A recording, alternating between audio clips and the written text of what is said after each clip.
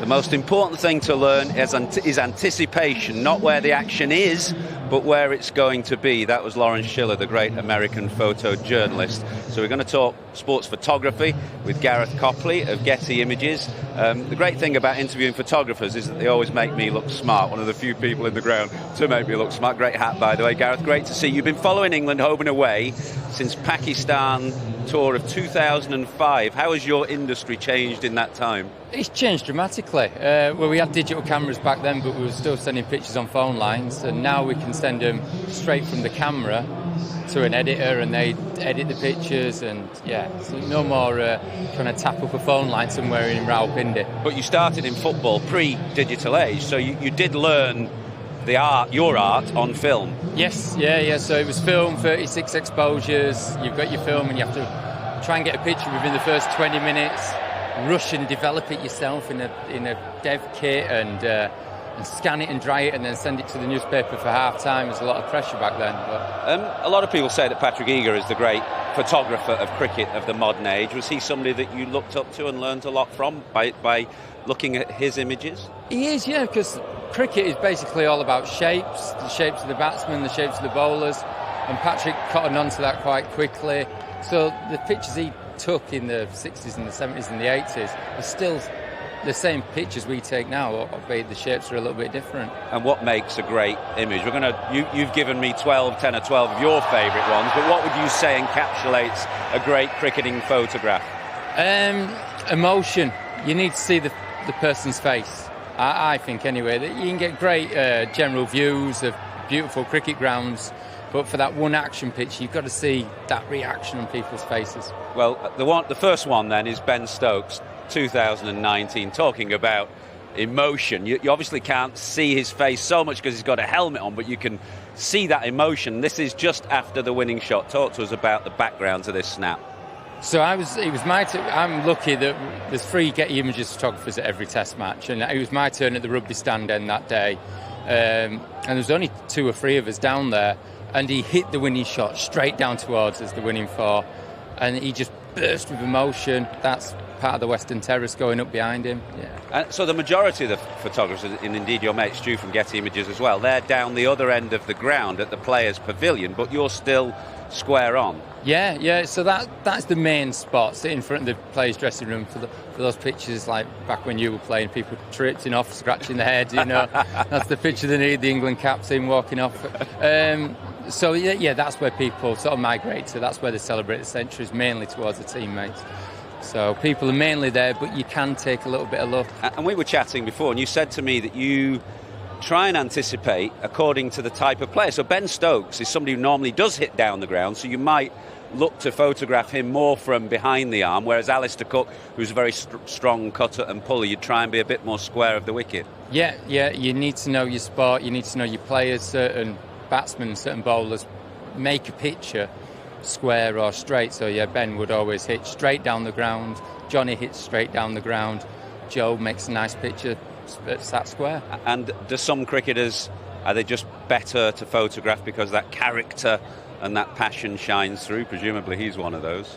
Yeah, he is. But then you've got those technically perfect players that you just if you're a cricket fan, you want to see those great pictures. And the distinctive players. This is a fantastic silhouette. And it must be Jasprit Bumrah, the India captain, because of that ramrod straight left arm, and then his bowling arm, which is ready to catapult it down. You're obviously very close here. Where is this? So when we're out doing the toss at the start of play, I was waiting to photograph the toss like you guys film it, and the bowlers warm up literally on the pitch next door. So we're in Dubai, are we? That's in Abu Dhabi. Abu Dhabi, yeah, and the sun sets at 5:30, and you could lie on the floor and get them running straight past you, just as far as where you are now. So so does the relationship between the photographer and the cricketer is quite a careful one, because you don't want to get in the way of their training and their practice, but you're very in close proximity here. I mean, do you have to try and build a relationship with captains and teams? You do, yeah. I tried to get the pictures out there so people see the pictures so they know what you were doing, because you do look a bit of an idiot lying on the floor sometimes. But once people had seen that picture of Jasper, it was like, oh yeah, I want my picture like that at the next game. So come the next game, they're all lining up. They're all lining up, to get the pictures as silhouettes. And talking of silhouettes, this is Abu Dhabi again, a fantastic image really of Broad, the bowler, Yunis Khan, the batsman, but you must be high up in the stand here, and you've recognised that at a certain moment in the day when the sun is in a certain position, you've got a chance to get bowler and batsman out of the shadows. Yeah, there was a tiny hole in the roof. When the sun came through at 5:30, you could climb up the stand. So the first day I looked at my watch, well, right, tomorrow I need to be up there at 5:30, and ran up these stairs at 25 to ready. And you're saying that the following day they actually had a drinks break at that moment, so you had a little window of opportunity that you've got to kind of grab hold of. Well, you're never happy, are you? You know, like, I'd take that if it was a good picture, but I thought the next day I'll try and do it again, but better. And then I ran all the way up these stairs and it was drinks break. Michael Carberry talked about anticipation and trying to imagine what might happen, and presumably all your training comes into it. You've seen it all before, but you have to expect the unexpected as well. This is Michael Carberry in Sydney. Presumably it is Sydney because of the pink stumps. It must be the Sydney Test. And therefore 2013-14 tour. Yeah, the disastrous one, it sort of summed it all up. That was the last day. But yeah, the most common question we get asked is, do you take a picture of every ball? And you don't. From your background shooting film, if you shot a picture of every ball, it'd be a lot of film. So you wouldn't normally take a picture of a forward defensive, and I've just gone and dropped on it, and that's happened. Just go back to the Stokes one for a minute. You say you're not taking...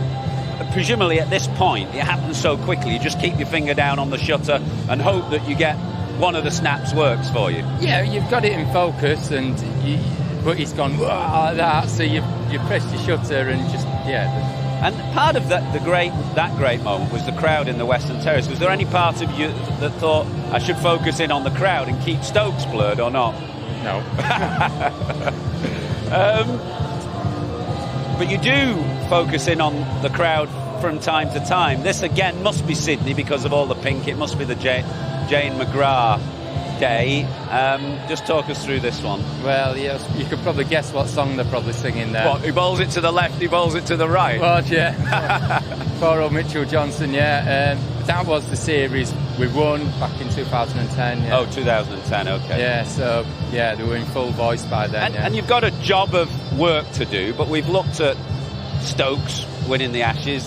These are the England fans in triumphant mood on a rare Ashes winning tour.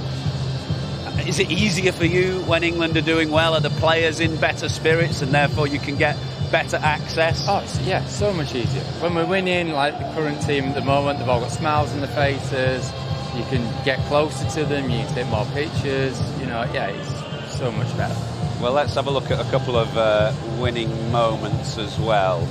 I reckon this is 2013. The Ashes winning moment at Trent Bridge? Trent Bridge, it was DRS is a nightmare for photographers. Why? Because the moment goes and all the spontaneity is gone. Yeah, the moment happens and then it disappears instantly while someone goes like that. And then we might have another moment, but it's not quite as good because it's all settled in. But that was to win the match. So they were all watching the screen. And then it was out, and they all the players in there. Did you get all the team in, or 10 of the players? I think it's 10, or nearly all of them. There's a couple missing. And I noticed a 12th man there, right behind Matt Pryor. But the good thing is that he's hidden, because the nightmare about DRS is that 12th and 13th men run on in their bibs. And then the celebration comes, and you've got a couple of non-players in there, not in their whites, which again slightly ruins the moment. Yeah, and you might have had a couple of players holding water bottles, having a drink, So but luckily for me, they've just run in front of the 12 men. Yeah. So you're not a fan of DRS? No. Another England celebration. So the players allowing you to get close. This is again 2010-11, Andrew Strauss's tour, the famous sprinkler dance. Yeah, that was Melbourne when they secured the Ashes, and Swanee said, let's all get together and do the sprinkler. Humour, always looking for a bit of humour, no doubt, even at the end of a day's play. This was Pakistan beating England at Lord's, and the background to this is that the Pakistan team had undergone some training with the army prior to the tour, and at this winning moment, Misbah-ul-Haq, the Pakistan captain, led them all in an army salute, and then they all got down and did about 20 press-ups each, didn't they? Yeah, that's we put these remote cameras up around the ground, so I do have to dress a bit smarter at Lord's and get in the pavilion and put a remote camera up. So we had no idea that we were going to do that, and it's just the remote cameras caught it. In fact, I didn't even press the right button that day. Stu Forster, my colleague, did. But yeah. Favourite grounds? I mean, this is Lord's. We've looked at Sydney, Adelaide, very photogenic grounds. We've a couple from Abu Dhabi as well. What would be your favourite grounds to take photos from? They're all very... Headingley's my favourite ground. Right, well, you just get professional Yorkshireman. Get good cricket. But yeah, favourite ground. I like the little... When we're on tour and we get to play the little grounds, the little country grounds, and yeah. Well, you mentioned the little grounds. I think this may be Dambulla. We're in Sri Lanka here. It's a lovely shot of a vantage point that many of the Sri Lankan fans have taken. Yeah, that's Dambulla. Yeah, so the stands are packed and they're just standing, climbing up the wires to get a better vantage point. And you got the early days of the Anderson Broad partnership. I reckon this is Stuart Broad's first tour. Yeah. Sri Lanka, 2000 and what's that, 6, 7, something like that? 2007, yeah, it's his first tour. So, and that was when Jimmy was getting promoted to being the leader of the attack, and yeah, the pair of them together.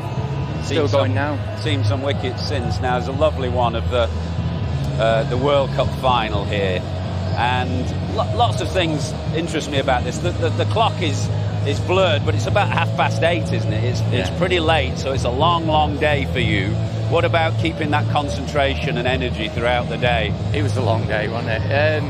Yeah, it was. It was a long, tough match to watch, and yeah, it boiled down to that one moment. We had to be ready for it, and then when the instant moment when Butler took the bails off, I ran straight onto the field. Right. We're lucky that we worked for the ICC as well, straight on the field, and Joffre's on his knees. And you were talking about emotion and joy and pleasure. I mean, it's all wrapped up in that one photograph, but you could have done without the cameraman there probably to make it the perfect snap. You sound like my editor. It is, yeah, but you want to see as much of Lord's as possible, yeah. Was that a favourite day for you work-wise? I mean, do you think of great days in terms of the photographs taken, or do you think of it in terms of the actual sport as well? I used to think of it as the great photos that you'd take. Now it's all about the memories really now. So yeah, that day in Headingley was it's a great few months. Now I want to talk about this one in detail. First of all, what award did this photograph win? It won a couple, but the big one was the World Press Photo. So it's the Oscars really of sports photography and photography in general. Okay, so why is this a perfect photograph? I mean, there must have been hundreds of thousands of photos sent in to the judges from all around the world, all manner of sporting events. Why did this one take home the big prize? I don't know. Like, as a cricket picture, it's perfect. It's perfect. Yeah, I think so. Yeah. Why is it perfect? It's that golden light. When people ask when to take pictures, you're going to take it at the last hour of the day, the first hour of the day. So it's that golden light where you can see all the detail on the faces. It's flying through the air. It's both bails, the ball. So it's Jonathan Trott diving back into his crease. What year was this, the Test match? That was his debut in 2009. So he at the Oval, Ashes match. The Oval, yeah. And did you know straight away that you'd got this image, or do you then have to go back and trawl through the hundreds of photos that you've taken in the day? You knew more or less, like we can view them on the back of the screen back then. But yeah, there is that few moments where you go, oh, please have it, please have it, please have it. So, yeah.